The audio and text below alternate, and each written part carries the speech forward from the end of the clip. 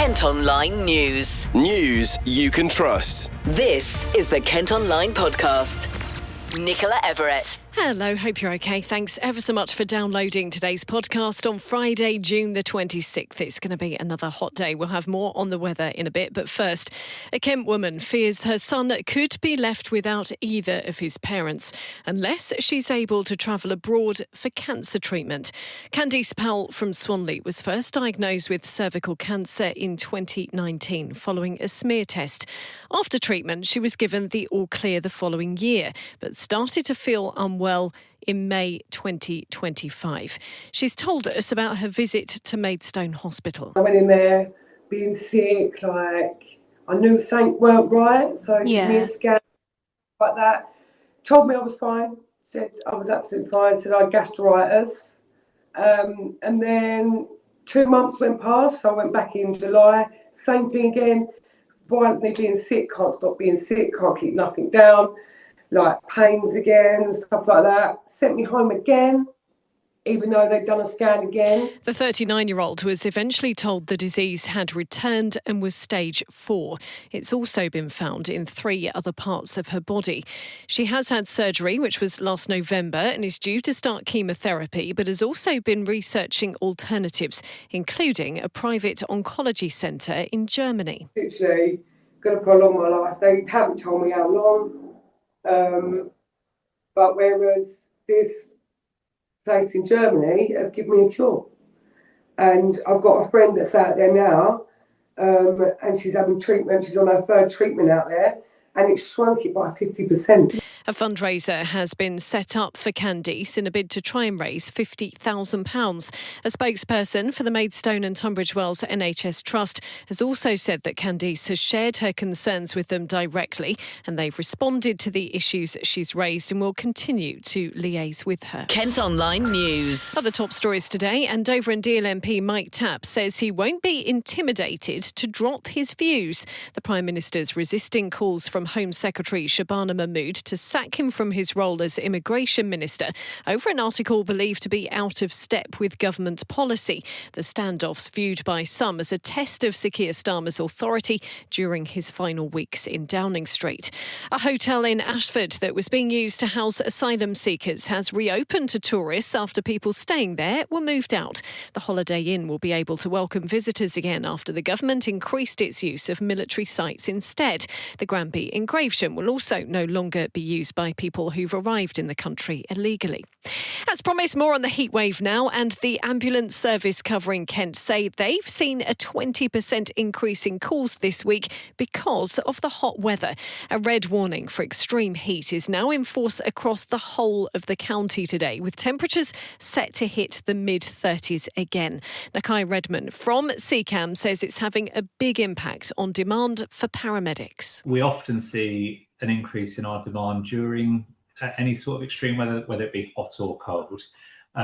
Just to give you an example of how busy we've been. So on Monday, the 22nd of June to Wednesday, the 24th, we did over 10,000 909 calls, or so we responded to over 10,000 909 calls.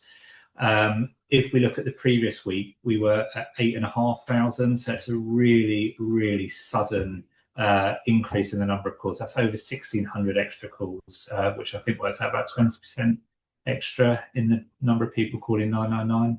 And what sort of things, Nakai, are they calling about? What sort of concerns do they have, and why do they dial 999? So in addition to all of our normal 999 work, if you can call it normal, we are also seeing an increase in people calling for dehydration, heat stroke and sunburn, as well as the activities that good weather brings. So alcohol intoxication, more sporting injuries. There's a lot of people out and about travelling on the road, so we are seeing some road traffic collisions as well. So I'm sure you'd like to get across some advice on how we can all stay safe during this heat wave. What would some of your top tips be? Yeah, absolutely. I think the number one top tip has got to be, if you can avoid the heat of the day, then please absolutely do avoid the heat of the day.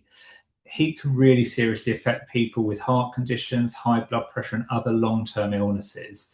So if you've got friends, neighbours, relatives that have got any of those, then you might need to support them in remaining hydrated, so encouraging them to drink water, and again trying to avoid being outside in the sun as much as possible. We're also being urged to make sure dogs in Kent stay safe in the hot weather by keeping them out of the sun during the day. Owners have been told to avoid walking them unless it's very early in the morning or late evening. Lucy's been chatting to Jo Stuckey, who's the centre manager at Canterbury Dogs Trust Rehoming Centre. My advice would be not to walk the dogs in this heat. It's just absolutely unbearable, I think, for them. I think the best thing to do is try and keep them entertained as much as you can indoors. If you've got shaded areas in your garden, obviously you can spend some time out there, but even the garden I'd restrict where possible. You'll probably notice your dog panting quite a bit, and that's their way of keeping cool, and even going out quite late in the evening. At the moment with the heat how it is, even that I took my own dogs out last night and had to cut it short because it is just too hot. Yeah, that's something I've noticed as well. The heat's really lingering sort of into the evening. You can still really feel that hot air. What kind of impact does that have on dogs and if they're out, in the sun as well during the day?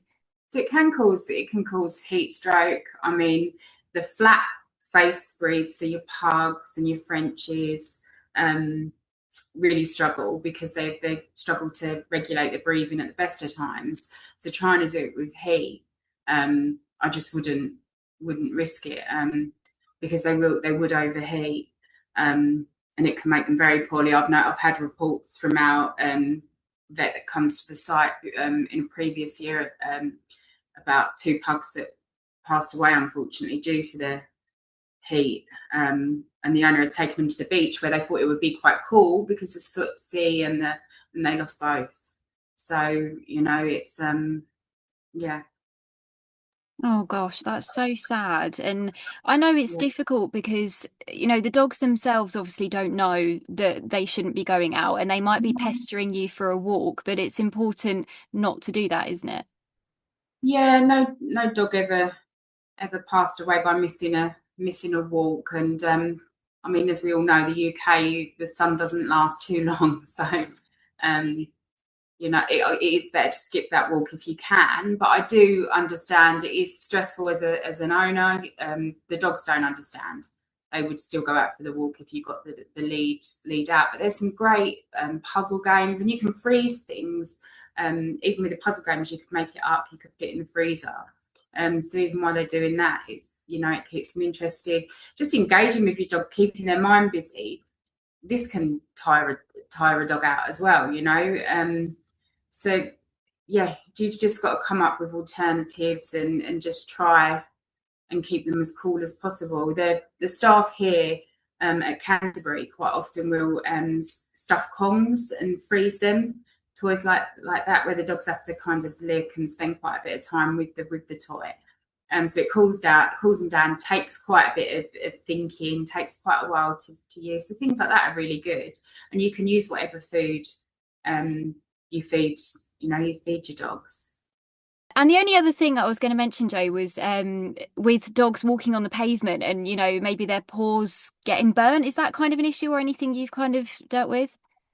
Definitely. I mean, we're at Canterbury, we're obviously really, and at Dogs Trust as a whole, we're really sensible with them. I've never seen it here, but I've heard about it happening outside.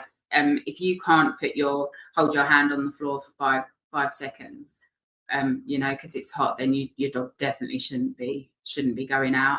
I'm sure you've been to the beach before and you stand up, don't you, to go in the sea and the sands. That's burned your feet. And they can't tell us that that's what's happening. So you should definitely that's kind of a basic check, I think, to make sure that the ground is suitable. And that's quite an easy thing to check. And a warning's been issued not to swim in the sea near the Port of Dover after a sewage release. Testing has revealed poor water quality levels in several seafront and marina areas. It follows a number of storm overflows during heavy rain on Tuesday night. Kent Online reports. Footage has been released of the moment a van driver helped armed police chase a suspect in Thanet. Oh, police! Stay where you are! Oh, police! Stay there! Running down the hill towards the viaduct.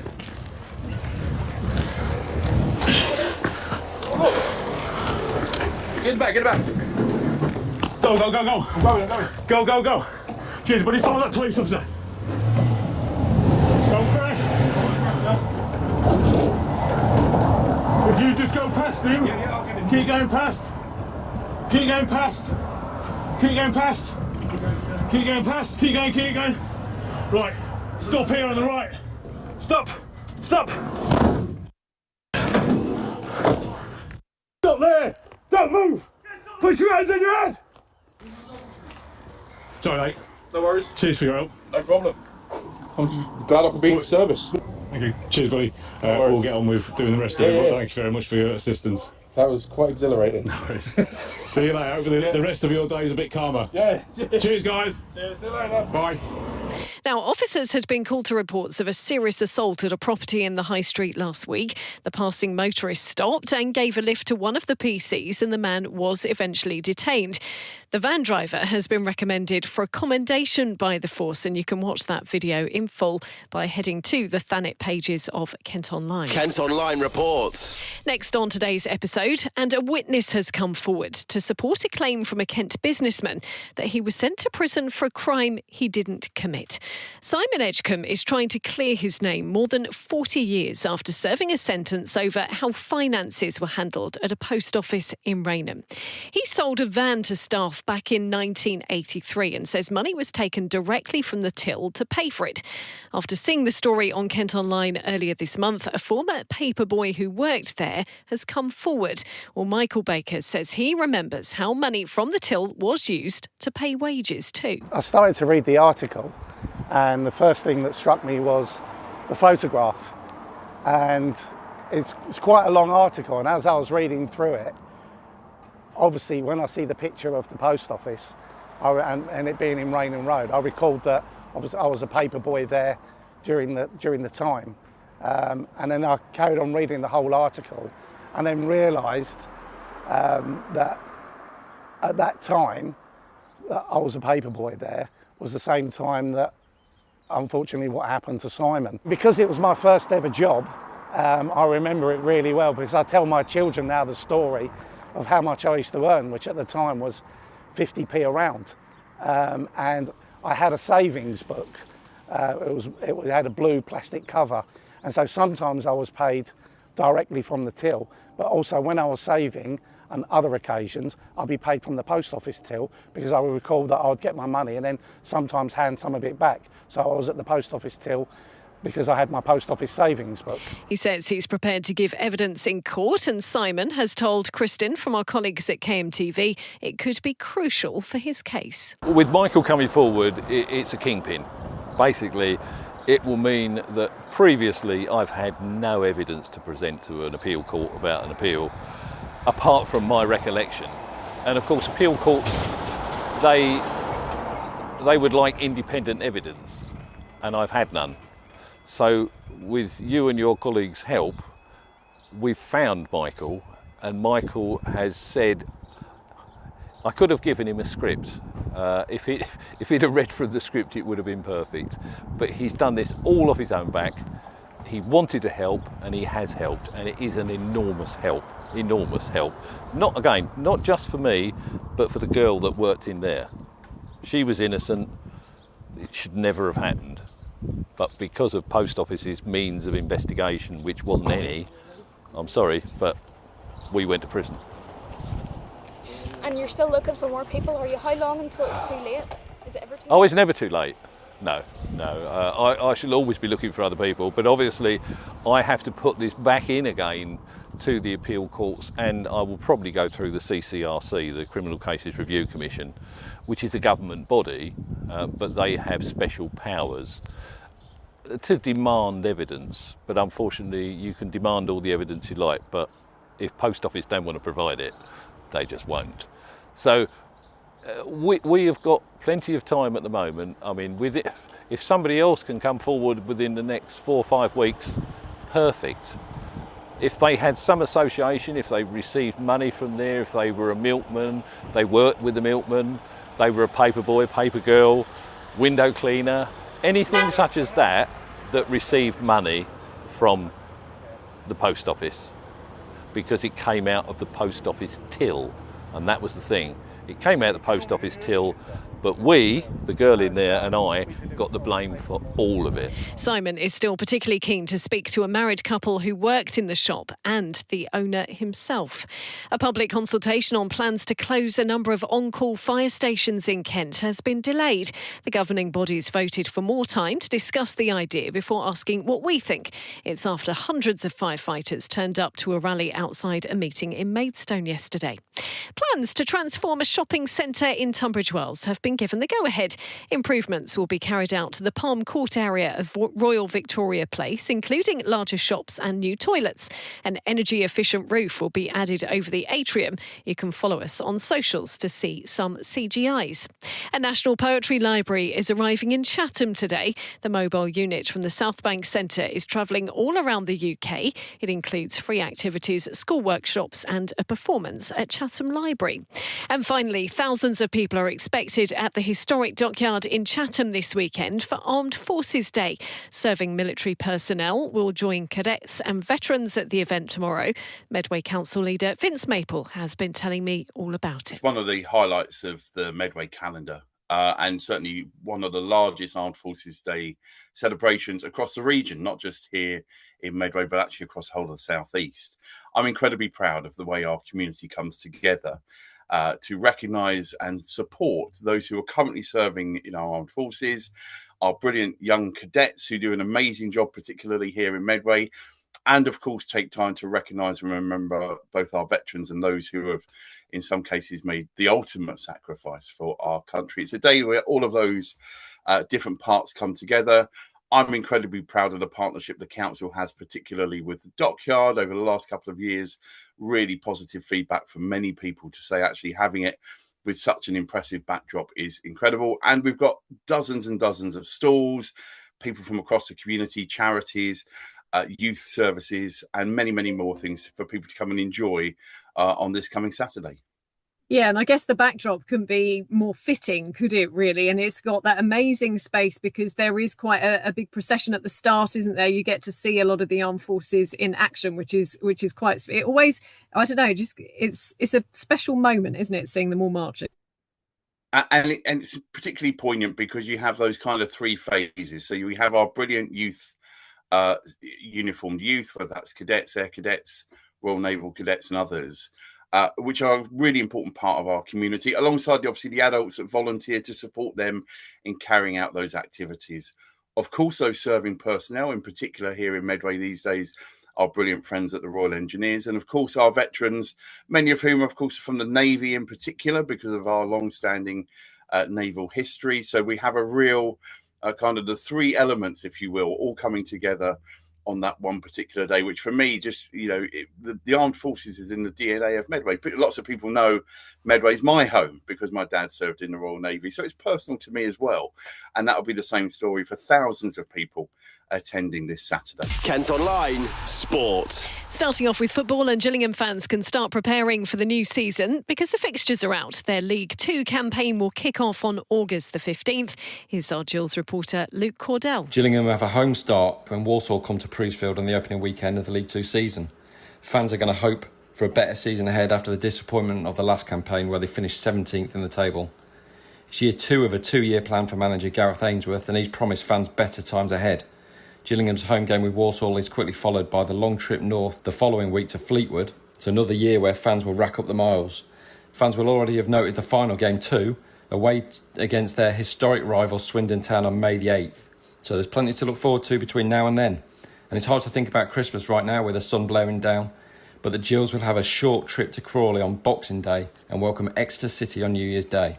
All of the fixtures can be found on the Kent Online Sport website, but a word of caution, Sky Sports are going to make their TV selections in the coming week, so fixtures are still subject to change. But by the end of July, we should be able to properly plan for the coming months ahead.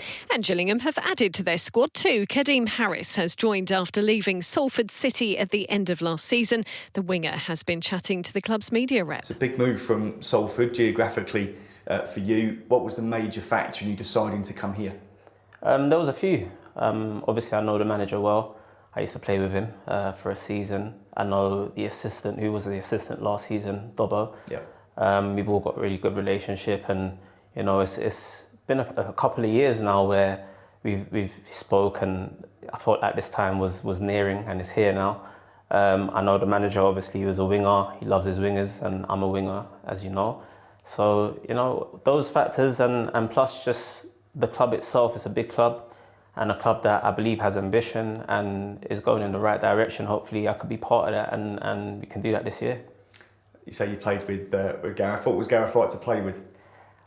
He's a character, you know. He lights up a room. He's a very good player as well. He had a good career. I've heard he's the same as a manager. You know, he brings the room alive, and you know he's very positive. So you know, I'm looking forward to working with him this season. You haven't got long to wait to meet your new teammates. They're back next week, I gather. Have you got itchy feet now? You want to get back out on the grass following a short break? Yeah, as I said, you know, I'm looking forward to meeting all the boys, and I've had a good break, and I'm ready to go now.